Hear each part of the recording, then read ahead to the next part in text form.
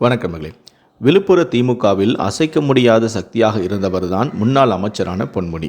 30 ஆண்டுகளுக்கும் மேலாக ஒருங்கிணைந்த விழுப்புரம் மாவட்ட செயலாளராக ஒரு மன்னரை போல வலம் வந்தார். 2021 சட்டமன்ற தேர்தலில் வென்று திமுக ஆட்சிக்கு வந்த பின்னர் பொன்முடி ஏற்கனவே வகித்து வந்த உயர்கல்வித்துறையே அவர் வசமும் வந்தது. பொன்முடியின் கடந்த கால பேச்சுக்கள் பலத்த சர்ச்சைகளை ஏற்படுத்தியிருந்தன. பொன்முடி மீது கோபம் கொண்ட முதலமைச்சரான மு.க.ஸ்டாலின் அவரை உயர்கல்வித்துறையிலிருந்து வனத்துறைக்கு பதவியிறக்கம் செய்தார். ஆனால் பொன்முடி குறித்து சர்ச்சைகள் எழுந்தன. கடந்த ஏப்ரல் மாதம் பெண்கள் குறித்தும் சைவம் வைணவம் மதங்கள் குறித்தும் பொன்முடி பேசியதற்கு திமுகவிலேயே கடும் எதிர்ப்பு உண்டாக்கியது.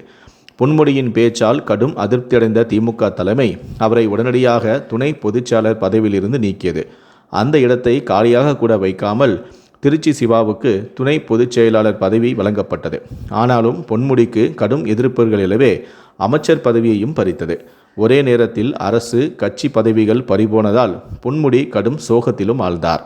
தற்போது உயர்நிலை செயல் திட்டக்குழு உறுப்பினராக மட்டுமே உள்ள பொன்முடி சோகத்தை வெளிக்காட்டிக் கொள்ளாமல் விழுப்புரம் திமுக நிகழ்வுகளில் பங்கெடுத்து வருகிறார்.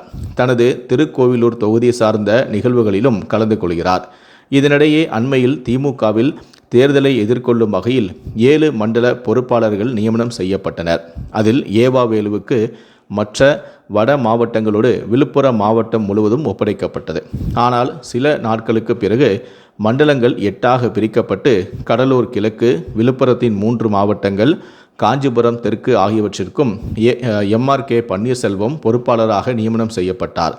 இதற்கு பின்னணியில் பொன்முடிதான் காரணம் என்று சொல்கிறார்கள் விழுப்புரம் திமுகவினர். ஏற்கனவே பொன்முடிக்கும் ஏவாவேலுக்கும் திமுகவில் பூசல் நிலவி வருகிறது. விழுப்புரத்திலிருந்து பிரிந்த கள்ளக்குறிச்சிக்கு மாவட்ட அமைச்சராக பொன்முடியை நியமிக்காமல் ஏவாவேலு நியமிக்கப்பட்டதால் இந்த பிரச்சனை மேலும் அதிகரித்தது. அத்தோடு விழுப்புரம் திமுகவிலும் ஏவாவேலு தலையீடு உள்ளதாக பொன்முடி அதிருப்தியில் இருந்த நிலையில் மண்டல பொறுப்பாளராக அவரையே நியமித்தது திமுக தலைமை. ஏவாவேலுவின் பொறுப்பாளராக நியமிக்கப்பட்டதை பொன்முடியின் எதிர்ப்பு தரப்பான முன்னாள் அமைச்சர் செஞ்சி மஸ்தான், லட்சுமணன் தரப்புகள் வரவேற்று கொண்டாடின. மேலும் ஏவாவேலுவின் புகைப்படத்தை பெரிதாக போட்டு பொன்முடியின் புகைப்படத்தையோ பெயரையோ போடாமலேயே போஸ்டர்கள் விளம்பரங்களும் செய்தனர். ஆகவே விழுப்புரம் தன் கையை விட்டு போய்விடுமோ என்று யோசித்த பொன்முடி தரப்பு துணை முதல்வர் தரப்பிடம் தன்னுடைய ஆதங்கத்தை வெளிப்படுத்தியுள்ளது. இதையடுத்தே எம்.ஆர்.கே. பன்னீர்செல்வம் விழுப்புரத்திற்கு பொறுப்பாளராக நியமனம் செய்யப்பட்டுள்ளார். இதில் திமுக தலைமையின் இன்னொரு கணக்கும் இருப்பதாக சொல்லப்படுகிறது.